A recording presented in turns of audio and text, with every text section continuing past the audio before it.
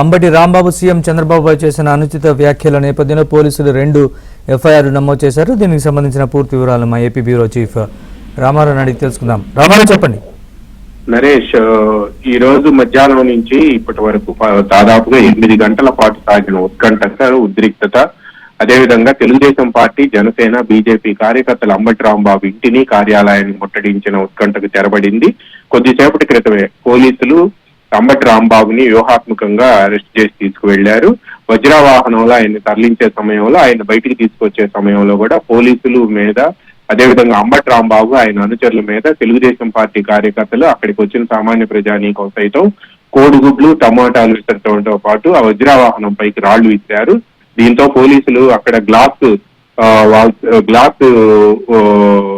Protection పెట్టుకొని అంబటి రాంబాబుని జాగ్రత్తగా వజ్రవాహనం ఎక్కించారు. ఆ తర్వాత కూడా కార్యకర్తలు పెద్ద ఎత్తున నిరసన వ్యక్తం చేయడంతో పాటు గుర్తు తెలియని వ్యక్తులు అంబటి రాంబాబు కార్యాలయానికి నిప్పంటించారు. ఆ తర్వాత అంబటి రాంబాబు కార్యాలయంలో ఆయనకు రక్షణగా ఉన్న వైసీపీకి చెందిన కొంతమంది నేతలను కూడా అరెస్ట్ చేశారు. వీరందరినీ కొద్దిసేపటి క్రితం గుంటూరు సమీపంలో ఉన్న నల్లపాడు పోలీస్ స్టేషన్ కు తరలించారు. అక్కడైతే రక్షణ ఎక్కువగా ఉంటుందనే ఉద్దేశంతోనే పూర్తి స్థాయిలో రక్షణ, పోలీస్ స్టేషన్ కు దాదాపుగా పర్లాంగ్ దూరంలోనే బారికేడ్లు పెట్టి అక్కడికి అటువైపు ఎవరిని రానివ్వకుండా అక్కడికి తరలించారు. అంబటి రాంబాబుపై మొత్తం 2 ఎఫ్ఐఆర్లను పోలీసులు నమోదు చేశారు. గుంటూరు జిల్లా తెలుగుదేశం పార్టీ అధ్యక్షుడు పిల్లి మాణిక్యాలరావు ఇచ్చిన ఫిర్యాదు మేరకు మరో కేసు కూడా నమోదు చేశారు. 10 సెక్షన్ల కింద కూడా ఈ 2 ఎఫ్ఐఆర్లు నమోదయ్యాయి. బిఎన్ఎస్ లోని 126(2), 132, 196(1), 352, 351(2), 292, రెడ్ విత్ 3(5) కింద ఈ కేసులు నమోదయ్యాయి. ఈ కేసులన్నింటిలోనూ కూడా అంటే కొద్దిసేపటి క్రితం అంబటి రాంబాబుని అరెస్ట్ చేయడంతో ఆయన రేపు సాయంత్రం ఇదే సమయం వరకు, అంటే 24 గంటల సమయం వరకు కూడా ఆయన పోలీసులు తమ కస్టడీలో ఉంచుకునే అవకాశం ఉంది. రేపు సాయంత్రానికి కానీ ఆయన్ని మళ్ళీ కోర్టులో ప్రవేశపెట్టే అవకాశం ఉంది అని చెప్పి భావిస్తున్నారు. ఈ లోపు ఆయన స్టేట్మెంట్లు రికార్డు చేయడంతో పాటు అక్కడ ఉండే సాక్షుల స్టేట్మెంట్లు కూడా రికార్డు చేయాల్సి ఉంది.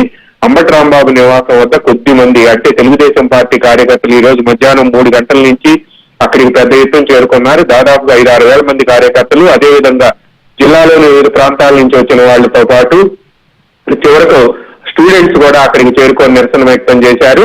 పార్టీలకు అతీతంగా కార్యకర్తలు, నేతలు, మహిళలు అక్కడికి చేరుకోవడంతో పాటు కొంతమంది ఆ ప్రాంతానికి చేరుకొని అంబటి రాంబాబు నివాసం పైన, క్యాంపు కార్యాలయంపై కూడా దాడి చేశారు. మొత్తానికి 8 గంటల అనంతరం ఆ ఉత్కంఠకు తెరపడింది. సిద్ధార్థ నగర్ ప్రాంతంలో కూడా విద్యుత్ సరఫరా నిలిపివేశారు. ఆ ప్రాంతంలో ఉండే తెలుగుదేశం పార్టీ, జనసేన, బీజేపీతో పాటు సామాన్య ప్రజానీకాన్ని సైతం కూడా పోలీసులు అక్కడి నుంచి పంపించి వేశారు. కేవలం కొద్ది మంది కార్యకర్తలు మాత్రమే ఇక్కడ ఉన్నారు. అయితే వాళ్ళను కూడా సర్ది చెప్పి పంపించి వేస్తున్నారు. ఎందుకంటే అంబటి రాంబాబుని అరెస్ట్ చేశామని, ఇక ఇక్కడ ఉండి ప్రయోజనం లేదు, వెళ్లిపోవాలని ఈ ప్రాంత వాసులందరికీ కూడా ఇబ్బందిగా ఉంటాయి. అదంతా కూడా సిద్ధార్థ నగర్ ఏరియా అంతా కూడా ఇదంతా రెసిడెన్షియల్ ఏరియా, అందువల్ల మీరు వెళ్లిపోతే వాళ్లకు ప్రశాంతంగా ఉంటుంది అని కూడా కార్యకర్తలకు పోలీసులు నచ్చజెప్పే ప్రయత్నం చేస్తున్నారు. వాళ్ళందరినీ కూడా మెయిన్ రోడ్డు మీద, అంటే సిద్ధార్థ నగర్ కి ఇక్కడి నుంచి కొద్దిగా ముందుకు వెళ్తే రింగ్ రోడ్డు ఉంటుంది, రింగ్ రోడ్డు మీదకి తీసుకువెళ్లి పంపించేస్తున్నారు. ఇంకా ఆ ప్రాంతంలో ఉండే మోటార్ సైకిల్స్, వాహనాలను కూడా అక్కడి నుంచి తీసివేస్తున్నారు. ఎందుకంటే విద్యుత్ సరఫరా నిలిచిపోయడంతో ఆ ప్రాంత వాసులంతా ఇబ్బంది పడుతుండటంతో వెంటనే విద్యుత్ సరఫరాను పునరుద్ధరించేందుకు కూడా పోలీసులు ప్రయత్నం చేస్తున్నారు. అయితే ఇదే సమయంలో కొంతమంది గుర్తు తెలియని వ్యక్తులు ఆ కార్యాలయానికి నిప్పిపెట్టడంతో ఇదంతా వైసీపీ డ్రామా అని వాళ్లే పెట్టుకున్నారని చెప్పి టీడీపీ నేతలు ఆరోపిస్తున్నారు. తాము మధ్యాహ్నం 3 గంటల నుంచి ఇప్పటి వరకు కూడా సహనంగా ఉన్నామని, అతను బేషరతుగా క్షమాపణ చెప్పాలని మాత్రమే తాము కోరామని కూడా తెలుగుదేశం పార్టీ నేతలు, కార్యకర్తలు చెబుతున్నారు. అయితే అంబటి రాంబాబుపై మొత్తం గుంటూరు నగరంలో 2 కేసులు నమోదు కాగా మరికొన్ని ప్రాంతాల్లో కూడా పోలీసులకి తెలుగుదేశం పార్టీ కార్యకర్తలు, నేతలు ఫిర్యాదు చేశారు. పల్నాడు జిల్లాలోను, కృష్ణా జిల్లాలోను, తూర్పుగోదావరి, పశ్చిమ గోదావరి జిల్లాల్లో కూడా ఆయనపై కేసులు పోలీసులకు ఫిర్యాదు చేశారు. అయితే ఈ కేసులన్నిటిపై కూడా ఎఫ్ఐఆర్లు చేస్తారా లేదా అనేది తేలాల్సి ఉంది. అయితే తెలుగుదేశం పార్టీ కార్యకర్తలు కానీ, జనసేన, బీజేపీ కార్యకర్తల్లో కానీ ఈ స్థాయిలో ఆగ్రహం వస్తుందని మాత్రం ముందు అటు వైసీపీ నేతలు కానీ, ఇటు పోలీసులు కానీ ఊహించలేదు. సాయంత్రం 6 నుంచి 5 గంటల నుంచి 8 గంటల సమయంలో 8 గంటల వరకు కూడా దాదాపుగా 4-5 వేల మంది కార్యకర్తలు, పార్టీ నేతలు, అదేవిధంగా సామాన్య ప్రజానీకం, మహిళలు సైతం అక్కడికి చేరుకోవటం, అంబటి రాంబాబు ఇంటి మీద, కార్యాలయంపై కూడా దాడి చేయడంతో పాటు విద్యార్థులు కొంతమంది లోపలికి వెళ్లి టమాటాలు, కోడిగుడ్లు విసిరారు. ఆయన వాహనాలపై కూడా ఇంట్లో ఉండే కియా వాహనం, అదేవిధంగా బయట ఉన్న ఆయన అనుచరుల వాహనాలపై కూడా దాడులు చేశారు. రాళ్లు విసరటంతో పాటు అద్దాలు పగలగొట్టారు.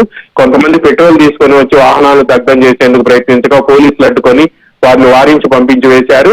అంబటి రాంబాబు మొదటి నుంచి కూడా చంద్రబాబు నాయుడు మీద, తెలుగుదేశం పార్టీ కార్యకర్తల మీద, అదేవిధంగా తెలుగుదేశం పార్టీ నేతల మీద కూడా నోరు బారేసుకుంటున్నారని ఈ రోజు ఉదయం అంబటి రాంబాబు కనీసం వయసుకు కూడా గౌరవం ఇవ్వకుండా చంద్రబాబు నాయుడు మీద, ఆయన తల్లిదండ్రుల మీద చేసిన వ్యాఖ్యలు కార్యకర్తల్లోనూ నేతల్లోనూ తీవ్ర ఆగ్రహానికి గురి చేశాయి. ఈ కొద్దిసేపట్లోనే సోషల్ మీడియాతో పాటు ఛానల్స్ లో కూడా వైరల్ గా మారటంతో ఒక్కసారిగా కార్యకర్తల్లోనూ ప్రజల్లోనూ కూడా ఆగ్రహం కట్టలు తెంచుకుంది. పూర్తిగా నివాస ప్రాంతం అయినప్పటికీ కూడా ఆ ప్రాంతానికి సాయంత్రం 5 నుంచి 8 గంటల మధ్య 4-5 వేల మంది చేరుకున్నారంటే ఆ ప్రాంతం అంతా మోటార్ సైకిళ్లు, వాహనాలతో నిండిపోయిందంటే జనంలో ఎంత ఆగ్రహం వచ్చింది అనేది కూడా స్పష్టంగా అర్థమవుతుందని కూడా టీడీపీ నేతలు చెబుతున్నారు. తమకు క్రమశిక్షణ, సహనం నేర్పాడు కాబట్టి తమ అధినాయకుడు తాము ఇప్పటి వరకు కూడా సహనంగా ఉన్నామని, తాము ఇంతమంది కార్యకర్తలు, నేతలు, అదేవిధంగా సామాన్య ప్రజానీకం, మహిళలు, విద్యార్థులు వీళ్ళంతా ఇక్కడికి వచ్చిన సమయంలో తాము రెచ్చగొడితే అంబటి రాంబాబుతో పాటు ఆయన కుటుంబం గాని, లేకపోతే నేతలు గాని, లేకపోతే అంబటి రాంబాబు గాని అక్కడ ఉండే అవకాశం ఉంటుందా అని కూడా తెలుగుదేశం పార్టీ నేతలు ప్రశ్నిస్తున్నారు. అయితే ఈ లోపు ఇంకో మరో కీలక పరిణామం కూడా చోటు చేసుకుంది నరేష్.